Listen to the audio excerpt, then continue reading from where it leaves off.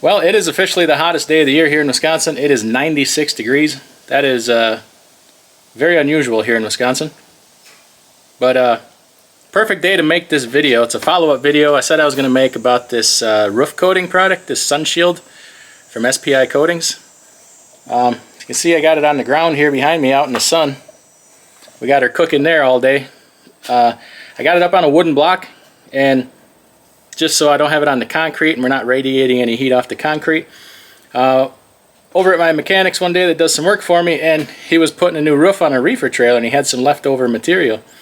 And I said, hey, can I have a small section of that? And he cut me two roughly equally sized pieces, and I painted them. I painted one of them with that Sunshield, and then the other one I left bare. Threw them out in the sun here, and they've been cooking.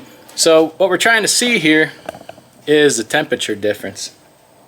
And I also want to see if that, on the one that's coated and the one that's not, if that heat permeates through the metal. Can't really tell that while it's on the trailer because you can't feel the underside of that metal. So this is the exact metal that a reefer trailer roof is made of. And this ain't perfect by any means, but it's the best I got. I went and bought a couple of thermometers from the hardware store for $2.99 a piece. Bought them yesterday, so they're brand new, just took them out of the package. Tried to use my infrared temp gun for this. It's not working. For some reason, when you shoot the one with the coating on it, it jumps all around. And the way the guy explains it to me, there's no density to it. It can't register a temperature. It's like trying to shoot a piece of paper on the ground. So that was kind of interesting. Didn't expect that. But that must be why when I did the video for actually doing the trailer, I couldn't get a really good solid. I thought my temp gun, something was wrong with it, but that must have been it. Anyway, if you haven't seen that video, I'll put it at the end of this one, just how to apply it and talking about it a little bit. I do not endorse the product. I don't get paid for it. The only way I know you can get it is homedepot.com or on their website. It's SPI Coatings or something like that. Trying to get them to come on for an interview and explain how their product works. I don't know, but at any rate, it's windy outside, so I'm trying to stand out of here, out of the breeze. If the wind wrecks my audio, I will just voice over this part. But let's go check and see what those temperatures are. Alright, let's take a look at these babies. Obviously the painted one, non-painted one, to the touch, I'd say a little warmer than ambient. This one, super hot. Dang, that's pretty warm. Let's grab this thermometer here and see what she says. It's going to go down when I pick it up. But it looks like we're about 100 and maybe 135 degrees. Let's take a closer look at that. Yeah, that's first mark there's 125. I could say call it 132, 134, something like that.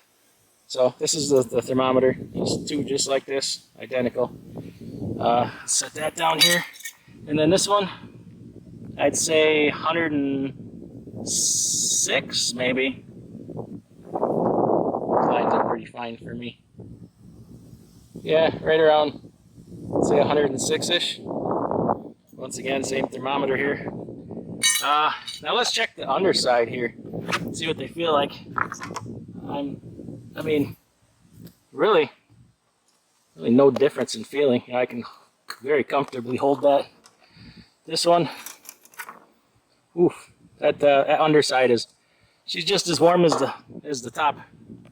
So yeah, definitely less heat penetration with that one versus that one, which is kind of what I was hoping for.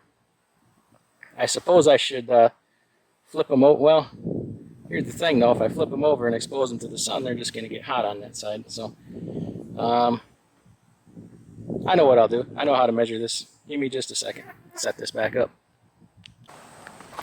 Alright, I didn't want to flip them over and measure the temperature because you expose them to sunlight, it's going to change the temperature. So I just lifted them up and put the thermometer under there. It ain't perfect. It doesn't make perfect contact here, but let's just check here.